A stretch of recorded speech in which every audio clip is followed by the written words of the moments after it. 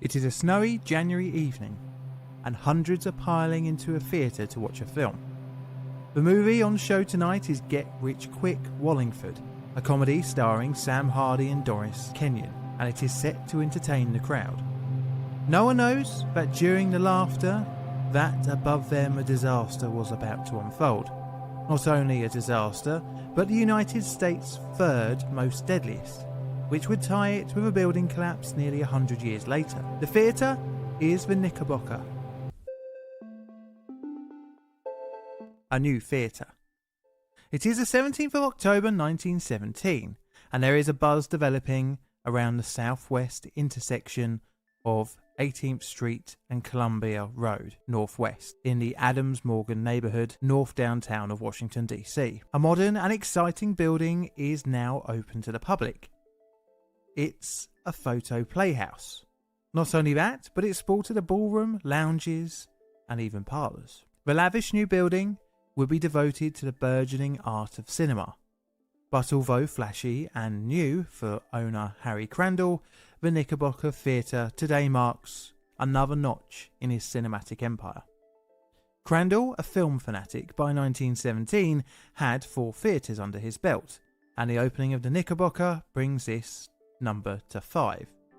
The theatre boasted seating for up to 1,700, 1,000 seats on the orchestra floor, 500 in the mezzanine tier, and 200 lounge tier chairs. As noted in the Evening Star of Washington, D.C. at the time, the Knickerbocker was designed, built and financed entirely by Washington people. When you look at the pictures, it was clearly luxurious for the day, a far cry from the Odeons I used to go to as a teenager.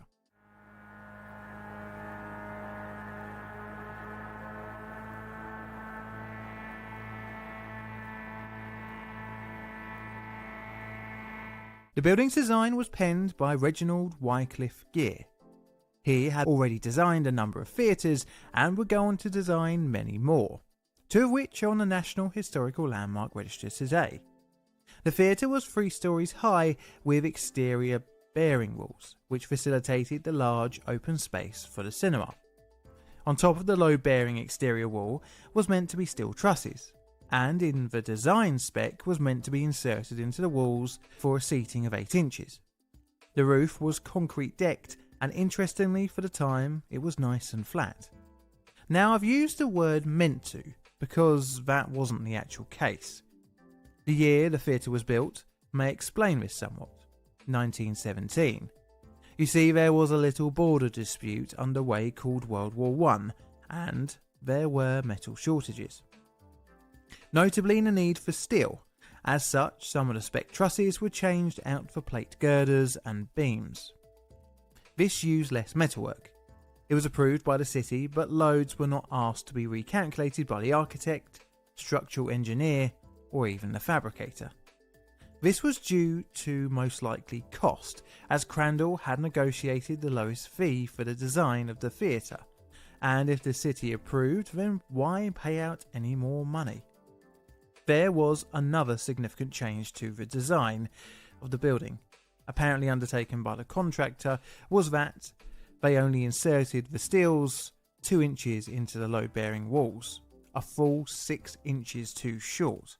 This fact would come out later, and presumably it was to speed up construction and save cost. However, none of these issues seemed to be, well, an issue, at least for the remaining years of the 1910s. Thousands poured through the theatre's doors to enjoy the wonders of the cinema. Crandall's empire continued to grow, and Gear would design many more buildings, including one still standing today, the Lincoln Theatre in Washington, D.C., which is apparently next to Ben's Chili Bowl, which actually has quite a cool history in its own right. Anyways, the Knickerbocker Theatre settled into the Washington landscape, and must have felt like it would be there forever as films became more and more popular. And it would, until snow started to blanket the nation's capital.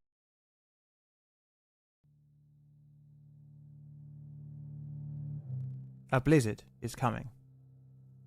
1922 in Washington, D.C. had gotten off to a cold start. It's the 23rd of January and the air is freezing. Hardly anything new, But down in the Gulf of Mexico, a cyclone was heading north. Snow started to form on its way towards the Carolinas, Pennsylvania, and finally Washington, D.C. Around lunchtime on the 28th of January, the snow made its way to the nation's capital, covering the region with a thin, then thick layer of snow. Railway lines were enveloped, houses and buildings became covered, and disruptions across the city bit in. Congress was adjourned, and some 28 inches of snow had fallen. Businesses tried to stay open, but as the afternoon went on, the city became increasingly more paralysed. But one business that remained open for patrons was one of the city's largest cinemas, the Knickerbocker Theatre. A popular comedy was to be shown in the evening. As such, the first showing's crowds filled up the cinema, leaving standing room only. All afternoon, the flat roof had accumulated heavy snow, which, as the sun went down, turned to ice. As more snow fell, the strength of the roof was really being tested.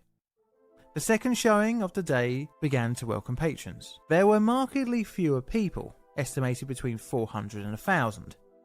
We can assume many had prioritised getting home for the evening due to the snow. Regardless, the film began and the crowd enjoyed the comedy unfold on the big screen. At roughly 9 p.m, one of the trusses under the excessive weight of the snow failed and slipped off its meagre 2-inch footing on the building's walls. The roof collapsed, initially into the balcony, then into the main floor of the cinema. In mere seconds, the theatre roof was gone and the cold winter air permeated into the building. Over 100 patrons were trapped underneath the rubble. Anyone nearby ran to the stricken building, helping anyone who could escape. One of the survivors called the telephone operator and emergency services were dispatched, but the response would take a rather long time as the heavy snow hindered the early 20th century vehicles. Among those who rushed to begin rescuing victims was actually the building's architect. Some ambulances made their way to the theatre and volunteer taxis helped transport the injured. A contingent of US Marines were brought in to assist under the command of George S. Patton. Yes, that guy. As the evening gave way to the early hours, the numbers of people pulled from the rubble dwindled. Those stuck in the orchestral area remained trapped even into the afternoon of the next day.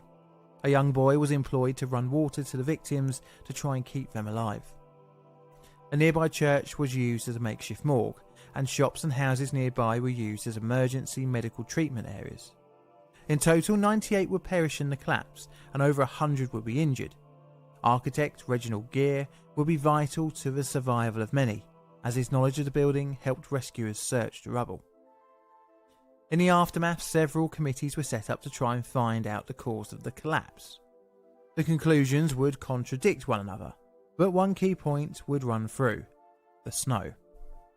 It was during these investigative committees that the improper truss seating of 2 inches came to light. On top of that, the modification of some of the truss to plate girder also came under scrutiny. As such, a grand jury indicted 5, including the architect, the city's building inspector, the steel fabricator, the building's foreman, and the mason for the bearing walls. But not the contractor. However, all 5 men were acquitted at trial.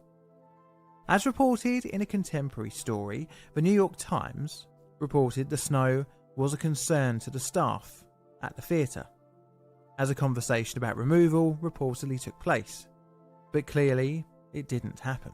After the rubble was cleared and the remains of the Knickerbocker was pulled down, a new theatre was constructed and was named the Ambassador. This building lasted until the 1960s, when it was also demolished. Reginald Gere was hit pretty hard by guilt and financially ruined after the disaster due to no one wanting to hire the designer of a failed cinema. In 1927 he would take his life, and Harry Crandall, the cinema's owner, would follow 10 years later in 1937. He would leave a note saying, "Please don't be too hard on me, boys, not for my sake but for those I am leaving behind me. I'm despondent and I miss my theatre so much." Personally, I believe the blame was across the board, but the contractor building the seats for the truss too shallow is most likely the culprit, and combined with weaker than initially designed steelwork, the roof just couldn't hold the weight of the snow. As such, I feel quite bad for the architect, Gere especially. Thanks for watching. Do subscribe for more videos.